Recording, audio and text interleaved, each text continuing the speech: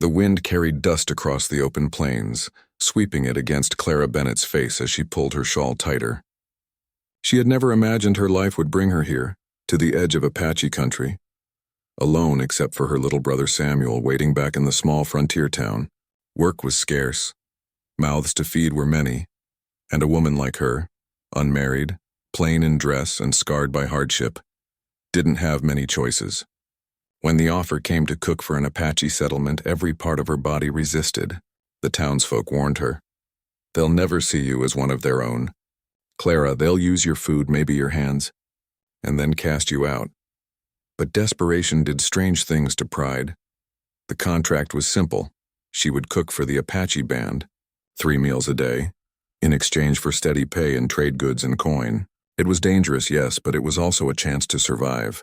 Samuel needed medicine, boots, schooling, things Clara could not provide with her piecemeal washing jobs.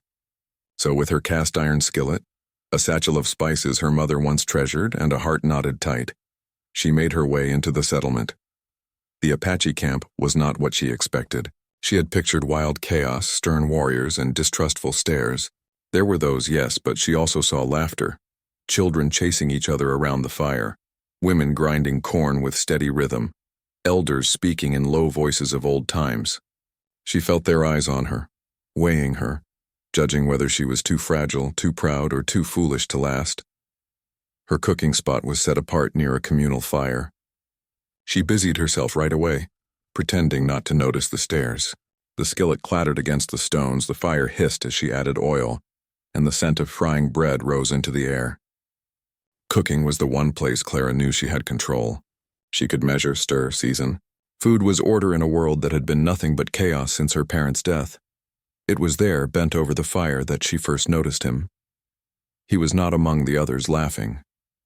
He stood on the edge of the circle, tall and still, a man carved from silence. His hair was black as raven feathers, his skin marked with faint scars, his expression unreadable. Some of the others gave him a wide berth, as though he carried an invisible storm around him. When Clara's eyes accidentally met his, she felt something sharp, like the flick of a blade against stone. Not cruelty, not interest exactly, but awareness. Later she learned his name, Taza, a warrior once, though he no longer rode with the hunting parties. Some whispered his wife had died. Others said he had walked away from battle after too much blood had been spilled. Whatever the truth, Taza lived on the edges, speaking little, watching much. Clara told herself not to look for him. Her job was only to cook, nothing more. But each day she noticed him near the fire as she worked. He didn't join the others when they teased her broken Apache words or eyed her curiously. He didn't laugh when she spilled flour on her dress or snapped in English at anyone who tried to snatch food too soon. He only lingered, arms crossed, gaze fixed, silent as the desert at midnight. At first, his presence unnerved her. Was he judging her? Did he resent her being here? Did he think her weak like so many others had? Clara bit her tongue and focused on her skillet. The bread browned. The beans simmered. The venison roasted. Yet something subtle began to shift. One morning she woke early to find a neat stack of firewood placed beside her cooking pit. No one admitted to it, but when she looked around she caught sight of Taza sharpening a blade by his tent. Another time, as she struggled with her dull knife to cut meat, a sharpened one appeared by her side, laid down without a word. And once, when a group of younger warriors laughed too loudly at her clumsy attempts at their language, a single glance from Taza silenced them.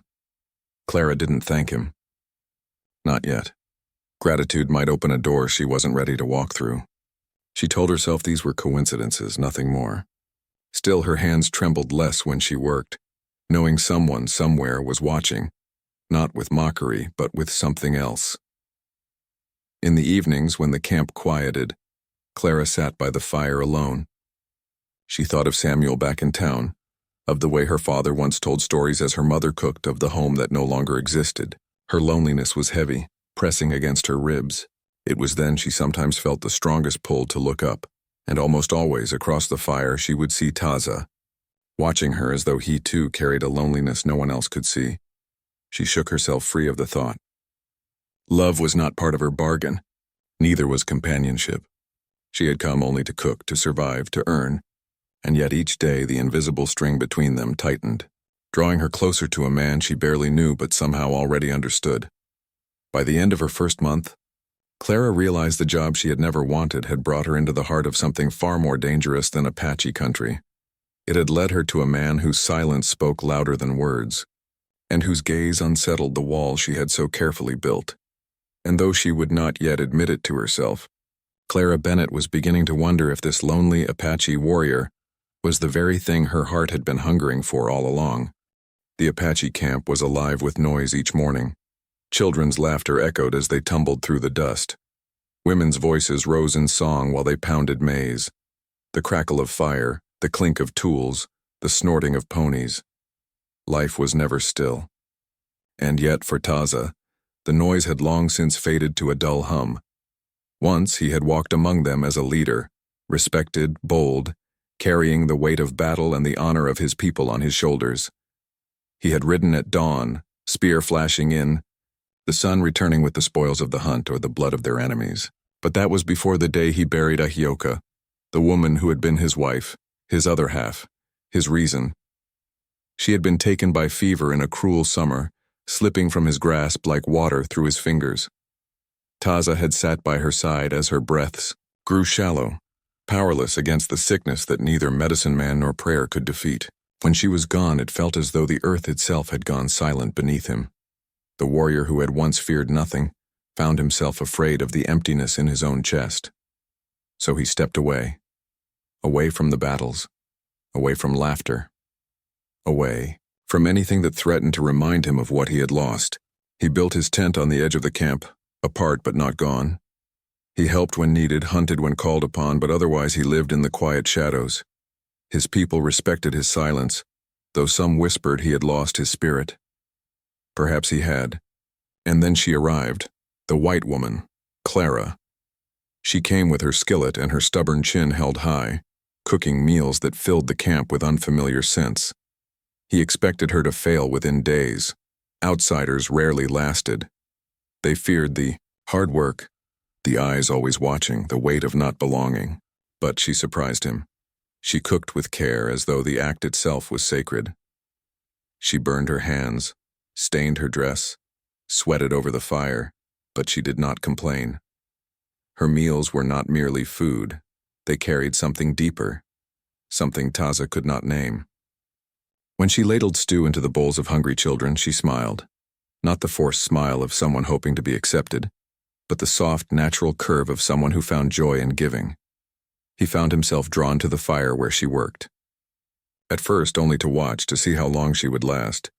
But soon he realized there was a quiet rhythm to her presence, the way she hummed softly when she thought no one listened, the way she pushed her hair back with flower-streaked hands, the way her eyes softened whenever she looked toward the horizon, as though she too longed for someone who was gone.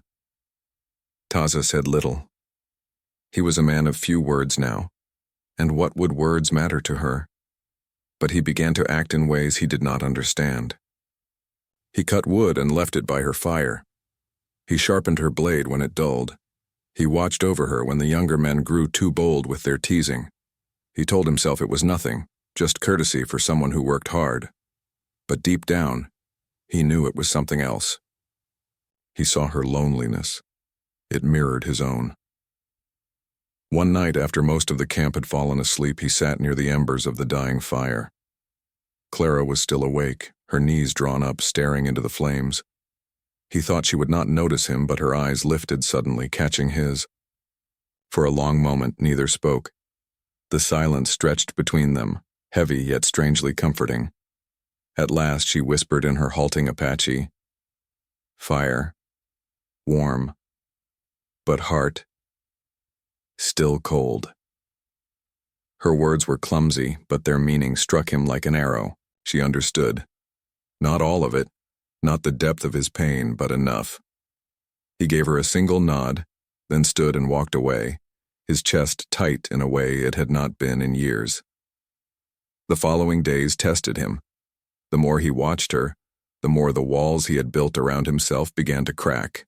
He noticed her laughter when a child tugged on her skirt. He saw the determined tilt of her chin when others doubted her. He listened to her soft humming at dawn, the sound almost like a prayer.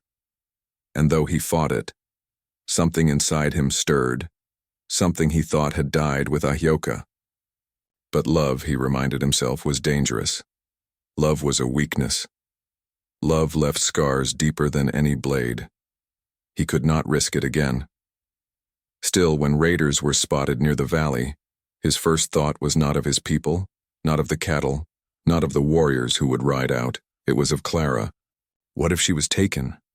What if she was hurt? The fear was sharp, choking. He realized with a start that his heart was no longer his own to protect.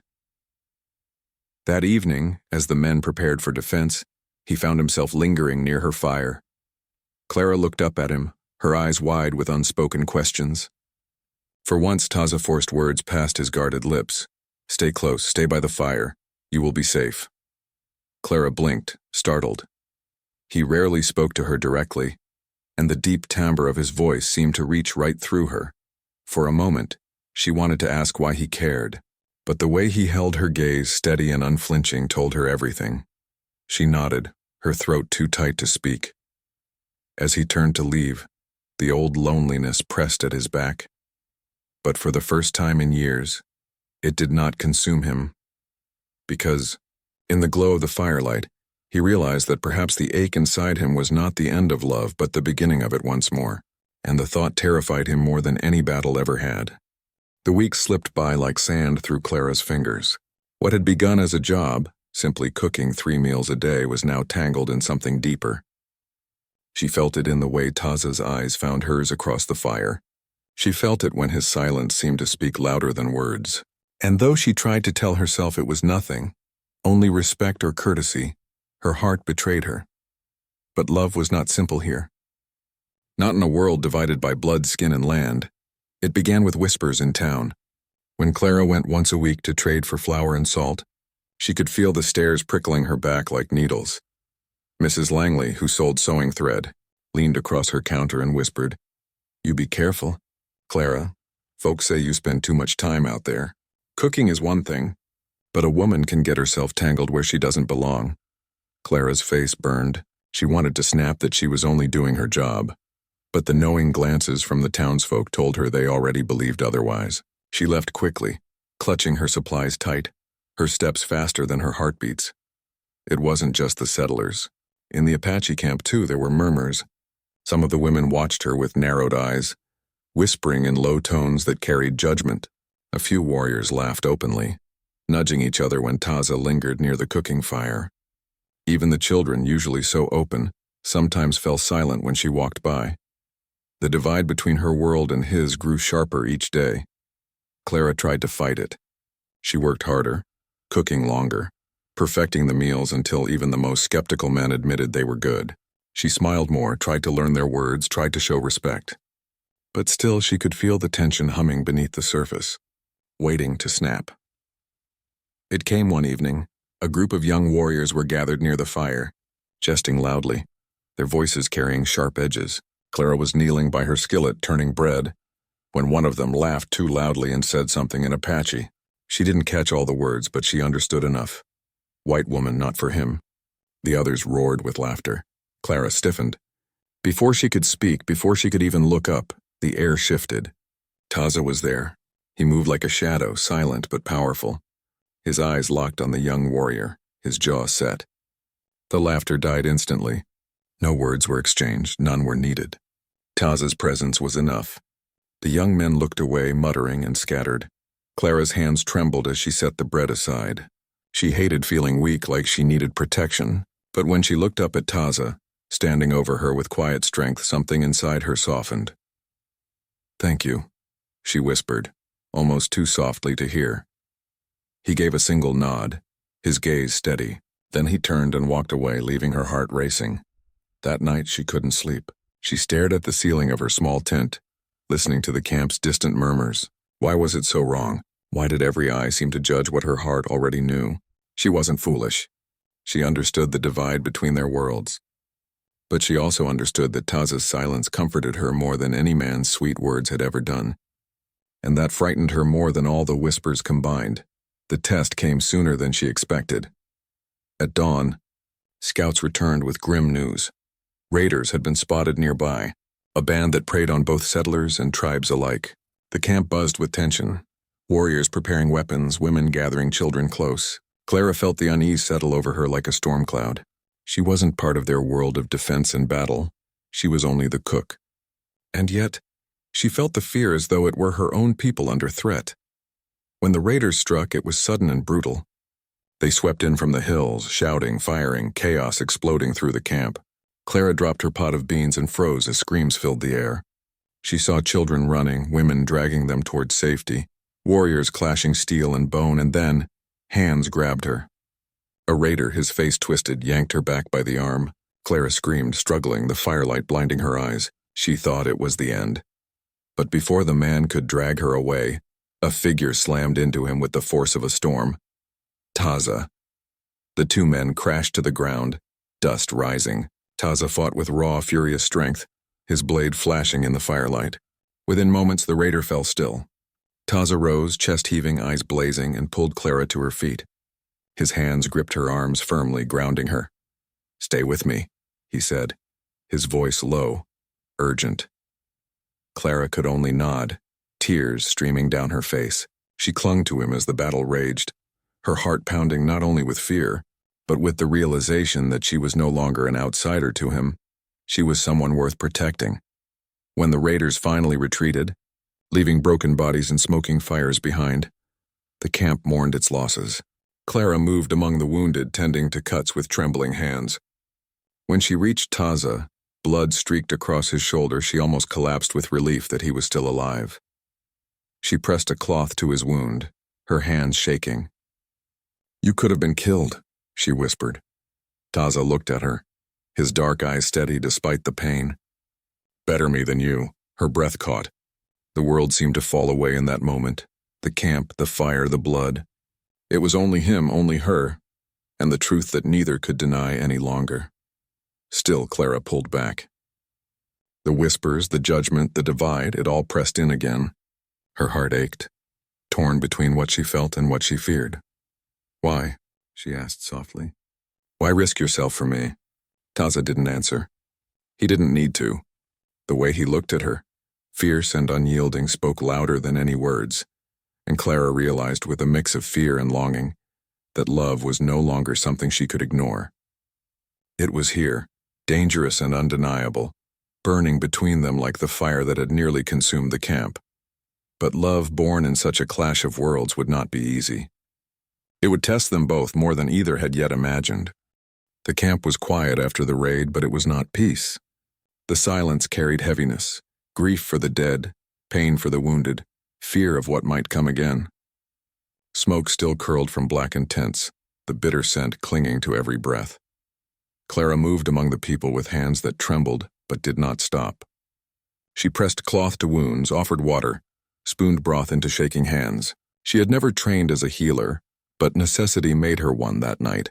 Every face she touched reminded her that life on this land was fragile, a fire that could be snuffed in an instant. But one face haunted her above all others, Taza. He had fought like a storm unleashed, yet the storm had left its mark.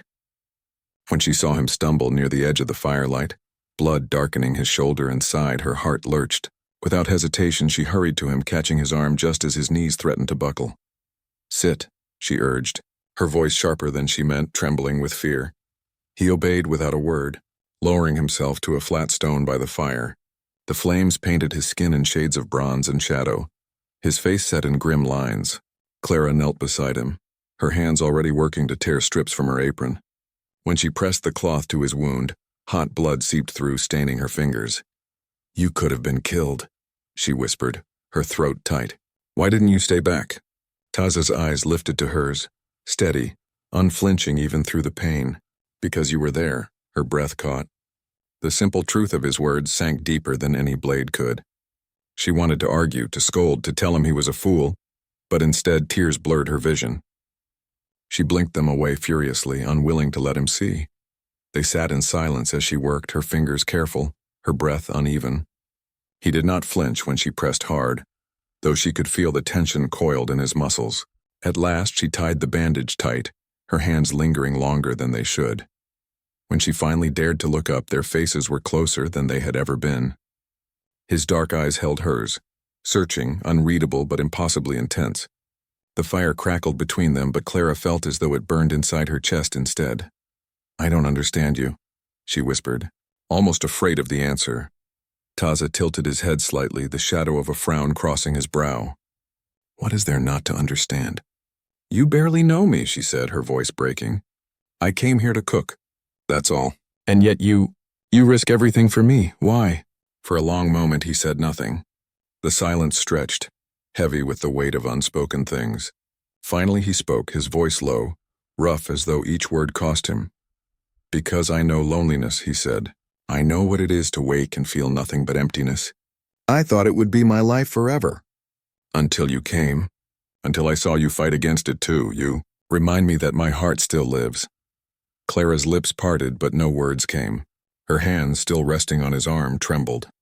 She had been called many things in her life, plain, stubborn, difficult. No one had ever said she gave life back to another's heart. The weight of it, the beauty of it, nearly crushed her. "Taza," her voice cracked. "I didn't come here for this. I didn't mean—" He leaned closer, his breath warm against her cheek. "Neither did I." The fire popped, sending sparks into the night sky. Clara's heart thundered as if the earth itself shifted beneath her. She should pull away. She should remember the whispers, the dangers, the gulf between their worlds. But instead she leaned in, unable to fight the pull that had been drawing them together since the first day she saw him. Their lips met softly, tentatively at first. It was not the desperate claiming of a man and woman starved for touch, but the fragile, trembling meeting of two souls who had been broken by loss and found each other in the ashes. The kiss deepened slowly, carefully, as though both feared that if they pushed too far, the fragile thing between them might shatter. When they finally parted, Clara's breath came ragged, her cheeks flushed with heat that had nothing to do with the fire. Taza's gaze held hers steady, filled with something she had never seen in any man's eyes before. "Reverence. You make me live again," he murmured. Clara pressed her forehead to his, her tears finally spilling. "And you make me brave." They stayed that way for a long time, the world around them fading into nothing but the circle of firelight, their wounds and the bond that no whisper, no judgment, no raid could break. Later, when Taza drifted into sleep against the stone, Clara stayed beside him, watching the flames dance. She knew the path ahead would not be easy. The townsfolk would never accept it. Some in the tribe would resent it. Their worlds were built on suspicion, on divisions drawn long before either of them was born. But she also knew this. She had come here only to cook, to survive. Instead, she had found love fierce enough to stand against fire and blood. And for the first time since her parents died, since she had been left with nothing but responsibility and fear, Clara Bennett allowed herself to hope. As she reached out and gently brushed a lock of hair from Taza's brow, she whispered words she had never spoken aloud before. "I'm not afraid anymore." And under the stars of the desert night, beside the fire that warmed their weary bodies, a lonely Apache warrior and a weary frontier woman found the courage to let love kindle between them. Quiet, steadfast and strong enough to face whatever storms still waited beyond the horizon. The days after the raid were heavy with rebuilding. Broken tents had to be mended, fires rekindled and spirits soothed. Yet beneath the weariness of the Apache camp, Clara sensed something new, a quiet respect. Where once there had been skeptical glances and whispered doubts, now there were nods, small smiles, and softened eyes. She had not run when danger came. She had not hidden. Instead, she had tended to the wounded, worked through the night, and stood her ground beside Taza. She was no longer just the outsider cook. She had become something else, though what that was, she wasn't yet sure. But one thing she knew with certainty: her heart was no longer hers alone. Each morning, when she rose to prepare breakfast, she found firewood neatly stacked, as though Taza had left his silent offering while the camp still slept. Each evening, when the children gathered near her fire for bread, Taza lingered close, not saying much, but always present, his presence a shield, a comfort. Still, Clara knew the whispers had not vanished entirely.